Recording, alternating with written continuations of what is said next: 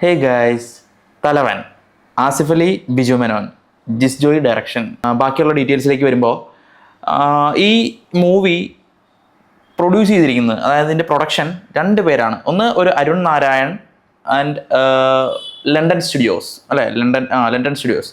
Actually Arun നാരായണനെ നമുക്കൊക്കെ അറിയാം. ആള് ഈ മൂവീസിലൊക്കെ ആയിട്ട് കുറച്ച് അധികം മൂവീസിലൊക്കെ അഭിനയിച്ചിട്ടുണ്ട്. ഈ തലവൻ്റെ അകത്തും ചെറിയൊരു റോള് ആൾ ചെയ്തിട്ടുണ്ട് കേട്ടോ, നമ്മുടെ പ്രൊഡ്യൂസേഴ്സിൽ ഒരാൾ. പിന്നെ ഡയറക്ടർ എല്ലാവർക്കും അറിയാം, ജിസ് ജോയി. ദെൻ സ്റ്റോറി രണ്ടുപേരാണ്, ആനന്ദ് തേവരക്കാട്ട്, ശരത് പെരുമ്പാവൂർ. അവരും രണ്ടുപേര് തന്നെയാണ് കേട്ടോ, പ്രൊഡ്യൂസേഴ്സിനെ പോലെ തന്നെ സ്റ്റോറിയും രണ്ടുപേരാണ്. Music and background score Deepak Dev. Cinematography Sharon Velayudhan. പിന്നെ നമ്മൾ കാസ്റ്റിലേക്ക് വരികയാണെങ്കിൽ ആസിഫ് അലി, ബിജു മേനോൻ, മിയ, അനുശ്രീ, കോട്ടയം നസീർ, ജാഫർ ഇടുക്കി, അങ്ങനെ കുറച്ചധികം ആൾക്കാരുണ്ട് ഇതിൽ. പക്ഷേ എല്ലാവരും നൈസായിട്ട് മത്സരിച്ച് അഭിനയിച്ചിരിക്കുന്ന പടമാണ്. ഇപ്പോൾ ഇവൻ ആസിഫ് അലിനെ കാണാൻ അടിപൊളിയാട്ടോ ഇതിനകത്ത്. ആസിഫ് അലി എനിക്ക് ഭയങ്കരമായിട്ട് ഇഷ്ടപ്പെട്ടു. ആ പോലീസ് ഡ്രസ്സിൽ, ആ പക്ക ഫിറ്റിൽ, ആ മീശയൊക്കെ വെച്ച് നൈസ് ലുക്ക്. എനിക്കത് ഭയങ്കരമായിട്ട് ഇഷ്ടപ്പെട്ടു ആസിഫ് അലിയെ. അതിനിടയ്ക്ക് ഇവർ ഒരു സീനിൽ ട്രെയിലറിനും ഉണ്ടെന്ന് തോന്നുന്നു. ആ സീൻ ഇവരിങ്ങനെ ആസിഫ് അലി ഇങ്ങനെ നോക്കുന്നൊരു സീനുണ്ട്, വണ്ടി ഓടിച്ചുകൊണ്ട് ബിജു മേനോനെ നോക്കുന്നൊരു സീനുണ്ട്. അതും എനിക്ക് ഭയങ്കരമായിട്ട് ഇഷ്ടപ്പെട്ടു. ട്രെയിലറിൽ ഉള്ള സീനാട്ടോ അത്. പിന്നെ ബിജു മേനോൻ നമ്മൾ പിന്നെ പോലീസ് ലുക്കിൽ ഒരുപാട് കണ്ടിട്ടുണ്ട്. ആളും നന്നായിട്ട് തന്നെ ആളുടെ അഭിനയത്തിനകത്ത് ആ ഒരു നാച്ചുറൽ ആയിട്ടുള്ള ഒരു റിയൽ ആളായിട്ട് തന്നെയാണ് നമുക്ക് ഫീൽ ചെയ്യുക. ആസിഫ് അലി അതെ, എനിക്ക് ആസിഫ് അലിയുടെ മുമ്പുണ്ടായ പടങ്ങളെക്കാളും ആള് ഒരു പടി കൂടി മുന്നോട്ട് വന്നു എന്ന് തന്നെ ഞാൻ പറയും കേട്ടോ. ആസിഫ് അലി നല്ല വ്യത്യാസമുണ്ട്. ആള് ലേൺ ചെയ്യുന്നുണ്ട്, പല കാര്യങ്ങളും ലേൺ ചെയ്ത് തന്നെയാണ് മുന്നോട്ടേക്ക് വരുന്നത്. ഇപ്പോൾ ട്രെയിലർ ഇറങ്ങിയപ്പോൾ തൊട്ട് നമുക്കൊരു ഒരു തോന്നലുണ്ടല്ലോ, മറ്റേ ഇവർ രണ്ടുപേരും രണ്ടുപേരും അങ്ങോട്ടും ഇങ്ങോട്ടും ഇടിയുണ്ടാക്കുന്ന നമ്മുടെ അയ്യപ്പനും കോശിയിലും ബിജു മേനോന്റെയും പൃഥ്വിരാജിന്റെയും ആ ഒരു ക്യാരക്ടേഴ്സ് പോലത്തെ ഒരു ക്യാരക്ടേഴ്സ് ആണ് എന്നുള്ളൊരു തോന്നലൊക്കെ ഉണ്ടല്ലോ. അപ്പോൾ അത് ആ ഒരു കൈൻഡ് ഓഫ് അല്ല, ഇത് വേറെ ഒരു രീതിയാണ് പടം പോകുന്നത്. അത് ആ പടത്തിലെ ആ ക്യാരക്ടേഴ്സിനെ രണ്ടുപേരും അടിപൊളിയായിട്ട് തന്നെ ഡീൽ ചെയ്തിട്ടുണ്ട്. പിന്നെ മിയ, അനുശ്രീ.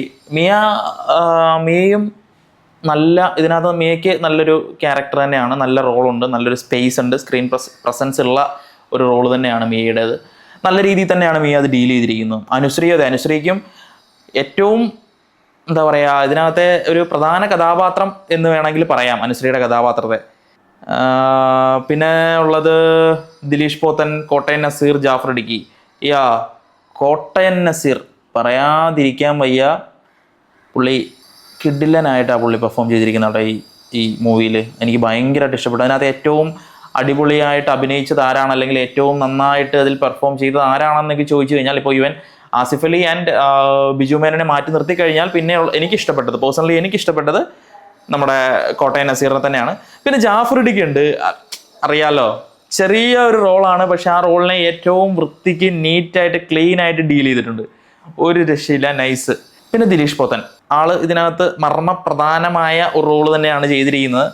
അത് നല്ല രീതിയിൽ ചെയ്തിട്ടുണ്ട്. ഇന്നലത്തെ ടർബോയിലും ചെയ്തിട്ടുണ്ട് കേട്ടോ, കിടിലനായിട്ട് റോൾ ഉണ്ടായിരുന്നു. പിന്നെ ഇതിനകത്ത് നമുക്ക് സാബുമോൻ ഒരു മിനായം പോലെ വന്നിട്ട് പോകുന്നുണ്ട്, ഒരു വക്കീൽ വേഷത്തിൽ, ഒരു വക്കീലായിട്ട് സാബുമോനുണ്ട്. ഒരു ചെറിയ വേഷത്തിലാണ് വന്ന് ആളടിച്ചു പിടിച്ചങ്ങ് പോകും. പിന്നെ നമ്മുടെ ഡിറക്ഷൻ പോയിന്റിലേക്ക് വരികയാണെങ്കിൽ ജിസ് ജോയി, അറിയാലോ, ഡിറക്ഷൻ മാത്രമല്ല ഡയലോഗ്സും ഉണ്ട്. ഡയലോഗ്സ് എന്ന് പറയുമ്പോഴേ കാര്യം ഓർത്ത്, നമ്മുടെ ഇതിനകത്ത് ഇപ്പോൾ ട്രെയിലറിനകത്തും ഉണ്ട് ഒരു ഡയലോഗ്. ആസിഫ് അലി നമ്മുടെ കോട്ടയം നസീറിനോട് പറയുന്ന ഒരു ഡയലോഗ് ഉണ്ട്, ഇടിച്ചാൻ പിഴിയും കഴിവേറി വന്ന് വണ്ടിയെ കയറാന്ന് പറഞ്ഞൊരു ഡയലോഗ് ഉണ്ട്. അതൊക്കെ തിയേറ്ററിൽ കാണുമ്പോഴത്തേക്കും നമുക്കിങ്ങനെ ആ സാധനം വരും. പിന്നെ ഡയലോഗ്സ് ഇപ്പോൾ പെട്ടെന്ന് ഓർമ്മ വന്നൊരു പോയിന്റ് ഞാൻ പറഞ്ഞെന്നുള്ളൂ, ബാക്കി ഉണ്ട് കേട്ടോ. സ്പോയിലേഴ്സ് ഒന്നും വിചാരിക്കരുത്, ഞാൻ മാക്സിമം ഒന്നും ഞാൻ പറഞ്ഞിട്ടില്ല അതിനകത്ത്. ഇപ്പോൾ ട്രെയിലറിലുള്ള സീനുകൾ മാത്രമേ ഞാൻ ഒരു സീനുകളായിട്ടോ അല്ലെങ്കിൽ ഡയലോഗുകളായിട്ടോ പറയുന്നുള്ളൂ. നെക്സ്റ്റ് വരുമ്പോൾ ദീപക് ദേവ്, അല്ലേ? ദീപക് ദേവ് എൻ്റെ മ്യൂസിക് ആൻഡ് ബാക്ക്ഗ്രൗണ്ട് മ്യൂസിക്കും ദീപക് ദേവ് തന്നെയാണ്. പാട്ടും അടിപൊളിയാണ്. നമുക്കൊരു ഒരു ഗൂസ് ബംസും അല്ലെങ്കിൽ ഒരു ആവേശമൊക്കെ തരുന്ന ഒരു പാട്ടുണ്ട്. അതുപോലെ തന്നെ ബാക്ക്ഗ്രൗണ്ട് സ്കോർ നമുക്ക് എവിടെയും നമ്മളെ മടുപ്പിക്കില്ല, നമ്മളെ അതിൻ്റെ ആ ഒരു ത്രില്ല് അടുപ്പിച്ച് തന്നെ നമ്മൾ കൊണ്ടുപോകുന്നുണ്ട്. അപ്പോൾ ദീപക് ദേവും അതിനകത്ത് നീറ്റായിട്ട് തന്നെ കാര്യങ്ങൾ ഡീൽ ചെയ്തിരിക്കുന്നത്. പിന്നെ എഡിറ്റ് സൂരജ്, എഡിറ്റിൻ്റെ കാര്യം പറയാതിരിക്കാൻ പറ്റില്ല. നന്നായിട്ട് ആ സൂരജ് അത് ഡീൽ ചെയ്ത് വെച്ചിട്ടുണ്ട്. കാര്യം ഈ ത്രില്ലറുകളുടെ ഒരു പ്രത്യേകത അറിയാമല്ലോ, നമുക്ക് ആ ഒരു എവിടെയാണ് എന്താണ് നമുക്ക് ആ ഒരു സാധനം നമുക്ക് കിട്ടണം. അതിനകത്ത് എഡിറ്റ് നല്ലൊരു പങ്ക് വഹിച്ചിട്ടുണ്ട്. അതുകൊണ്ട് സൂരജ് അടിപൊളി. പിന്നെ ഇതിൻ്റെ ഒരു കഥയിലേക്ക് വരികയാണെങ്കിൽ എങ്ങനെയാണ് ഈ സ്റ്റോറി പോകുന്നത്, എന്താണ് ഈ സിനിമ എന്നൊക്കെ ചോദിച്ചു കഴിഞ്ഞാൽ, ഇത് ഒരു ഇൻവെസ്റ്റിഗേറ്റീവ് ത്രില്ലറാണ്. നല്ല നമ്മളെ ഹരം കൊള്ളിക്കുന്ന, നമുക്കൊരു ആകാംക്ഷ ഉണ്ടാക്കുന്ന, ആ ഒരു പ്രഷർ തരുന്ന ഒരു മൂവി തന്നെയാണ്. കഥ എങ്ങനെയാണ് പോകുന്നതെന്ന് വെച്ച് കഴിഞ്ഞാൽ, ഒരു റിട്ടയർഡ് ഡിവൈഎസ്പി ഒരു ചാനൽ പ്രോഗ്രാം സ്റ്റാർട്ട് ചെയ്യുന്നു, ആളെ അതിലേക്ക് ക്ഷണിക്കുന്നു. അപ്പോൾ ആൾ വരുന്നു, ആളുടെ കരിയറിലെ അല്ലെങ്കിൽ ആ ഒരു ഇതിലെ കഥകൾ, അതായത് ഇൻവെസ്റ്റിഗേറ്റീവ് ത്രില്ലിംഗ് ആയിട്ടുള്ള സ്റ്റോറികളും കാര്യങ്ങളൊക്കെ ഷെയർ ചെയ്യാണ്. അങ്ങനെ ചേപ്പനന്തോട്ട കേസ് എന്ന് പറയുന്ന ഒരു കേസിനെ പറ്റി അതിൻ്റെ ഒരു അവതാരിക ചോദിക്കുകയും ആ കേസിനെ പറ്റി നമ്മുടെ റിട്ടയർഡ് ഡിവൈഎസ്പി പറഞ്ഞു തുടങ്ങുകയും ആ കേസിനെ പറ്റി ഉള്ള കാര്യങ്ങളാണ് ഈ മൂവി ഫുള്ള് കൊണ്ടുപോകുന്നതും ഡീൽ ചെയ്യുന്നതും. അത് പിന്നെ അങ്ങോട്ട് ഫുള്ള് സസ്പെൻസാണ്. നമ്മളൊരു പോയിന്റിൽ കൊണ്ട് നിർത്തും.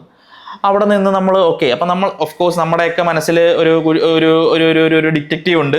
അപ്പം നമ്മൾ തന്നെ ഇത് ഇങ്ങനെ പോകും, അല്ല അതിന് അങ്ങനെയാണ്.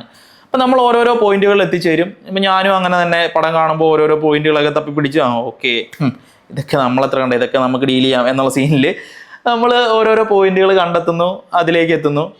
അപ്പം അവിടെ ചെന്ന് കഴിയുമ്പോഴത്തേക്ക് നേരെ തിരിയും. ആ തിരിയുന്ന മൊമെന്റ് വരെ നമുക്ക് മനസ്സിലാവുന്നില്ല ഇങ്ങനെയുണ്ട് എന്നുള്ള സീൻ.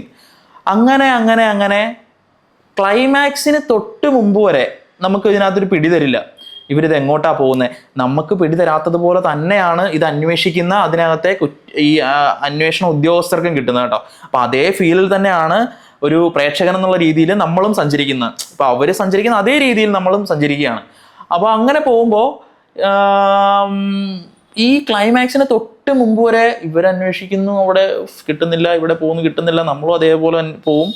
നമ്മൾ ഒട്ടും പ്രതീക്ഷിക്കാത്തൊരു ക്ലൈമാക്സിലേക്കും എത്തിച്ചേരും. പക്ഷേ എനിക്ക് അവിടെ എത്തിയപ്പോൾ എനിക്ക് എൻ്റെതായ കുറച്ച് എന്താ പറയുക, കുറച്ച് അവിടെ ഒരു ഇടിയൊക്കെ ഉണ്ട്. ആ ഇടിയൊക്കെ കണ്ടു കഴിഞ്ഞപ്പോഴത്തേക്കും എനിക്ക് അത് അത്രയും ഇടി വേണമായിരുന്നോ എന്നൊക്കെ ഒരു തോന്നൽ എനിക്ക് തോന്നിയായിരുന്നു കേട്ടോ. കാര്യം എന്താണെന്ന് വെച്ച് കഴിഞ്ഞാൽ, രണ്ട് കൂട്ടരുടെയും പ്രായത്തെയും ഒക്കെ നമ്മൾ നോക്കണമല്ലോ. അപ്പം അങ്ങനെ നോക്കുമ്പോൾ അവിടെ ആ ഇടി വേണോ എന്നൊരു ചോദ്യം എന്നിലുണ്ടായിരുന്നു. പക്ഷെ എന്നിരുന്നാലും അവിടെ കൊണ്ടുപോയി എത്തിച്ചതും അതിൻ്റെ എൻഡ് ചെയ്തതും അത് കഴിഞ്ഞിട്ടുള്ളൊരു പോയിന്റും ലാസ്റ്റ് ഒരു എൻഡിങ് പോയിന്റ് കൊണ്ട് നിർത്തിയിട്ടുണ്ട്. ആ എൻഡിങ് പോയിന്റും ഒക്കെ രസകരമായിരുന്നു, നല്ല രീതിയിൽ തന്നെ ഡീൽ ചെയ്തു. ആസിഫ് അലിയൊക്കെ നല്ല, എനിക്ക് അതായത് ഭയങ്കരമായിട്ട് മാറ്റങ്ങളാണ് ഇവരൊക്കെ നന്നായിട്ട് ലേൺ ചെയ്യാണ്. ഓരോരോ കാര്യങ്ങളിൽ നിന്നും പഠിച്ച് മാറിക്കൊണ്ടേയിരിക്കുകയാണ്. ഈവൻ ആസിഫ് അലി, നമ്മുടെ ബിജു മേനോനൊക്കെ എന്ന് പറഞ്ഞു കഴിഞ്ഞാൽ നമ്മൾ മുൻപ് കാണുന്ന പടങ്ങളിലുള്ള അവരുടെ ഒരു പെർഫോമൻസ് അല്ല ഇങ്ങോട്ടേക്ക് വരുമ്പോൾ മാറി വന്നുകൊണ്ടിരിക്കുകയാണ്. എനിക്ക് പടം എന്തായാലും വർക്കായി. എനിക്ക് അവരുദ്ദേശിച്ച ആ ഒരു പ്രഷറും ആ ഒരു ആകാംക്ഷയൊക്കെ എനിക്ക് കിട്ടി.